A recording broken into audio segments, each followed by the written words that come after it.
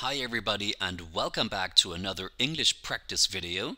This actually is a vocabulary video because the topic is although, in spite of, or despite. And let me tell you that it's quite important to know how to use those three. And this is exactly, of course, what we will tell you in this video. Study the following situation. Yesterday evening, you went to the movies with a good friend you hadn't seen for a while. The movie was bad, but you still enjoyed the company of your friend. You can say one of two things. Either you say, although the movie was horrible, I enjoyed going out with you. Or you say, despite the horrible movie, or in spite of the horrible movie, I enjoyed going out with you. Now the meaning here of although, despite, and in spite of is quite the same, but how you use them is still a bit different. Let's have a closer look at although. This was your sentence.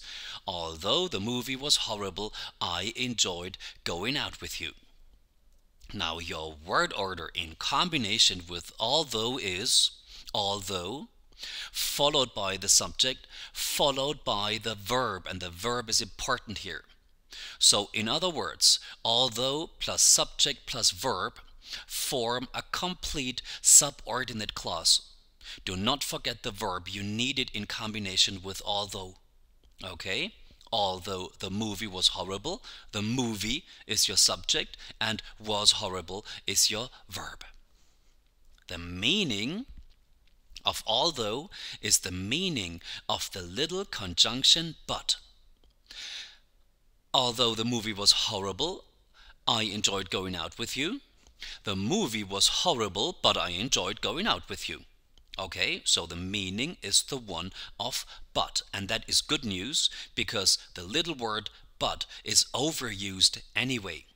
So put in an although and show your teachers that you can do really good English. They will be impressed. Although plus subject plus verb, the meaning is the meaning of but. Let's continue with in spite of or despite. You remember the sentence? It went like this. In spite of the horrible movie, or despite the horrible movie, I enjoyed going out with you. Now, let me tell you first of all that despite and in spite of are synonyms. You can actually use them interchangeably. It doesn't make a difference. Just be careful with that little word of. You can only have it in combination with in spite and doesn't work with despite. Despite is all alone, okay? And it's in spite of. The word order here is despite or in spite of plus a noun or a pronoun, or maybe an ing form, as we will find out later.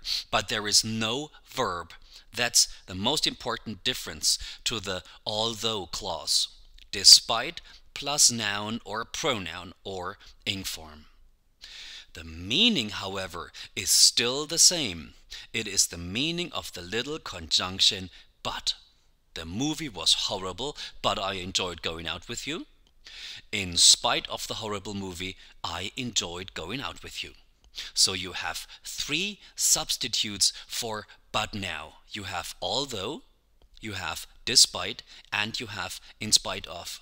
So there is no need anymore to overuse that poor little but. Okay, let's continue with though and even though. And let me give you a quick overview of those two here. The traffic in this town is a disaster. I like the many bars though.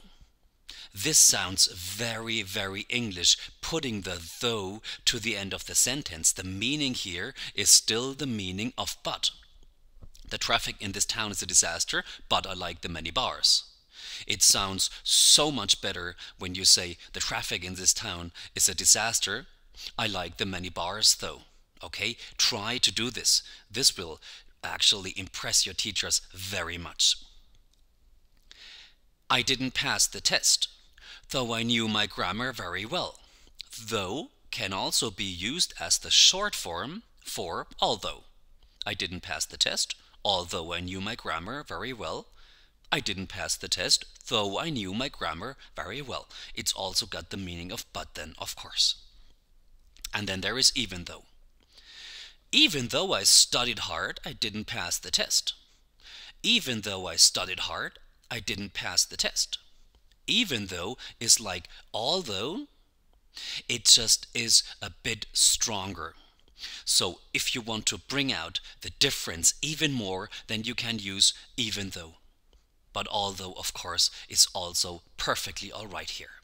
Even though I studied hard, I didn't pass the test.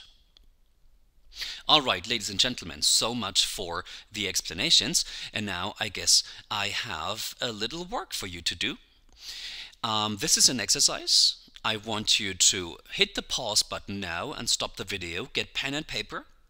Make one sentence out of each two and put in the little word that you have after the second sentence, of course. All right, ladies and gentlemen, hit the pause button now and do your exercise. And when you're finished, then you come back, start the video again, and then we compare.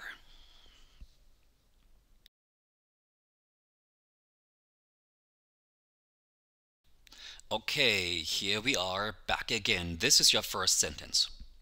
Although my leg was broken, I managed to get home safely.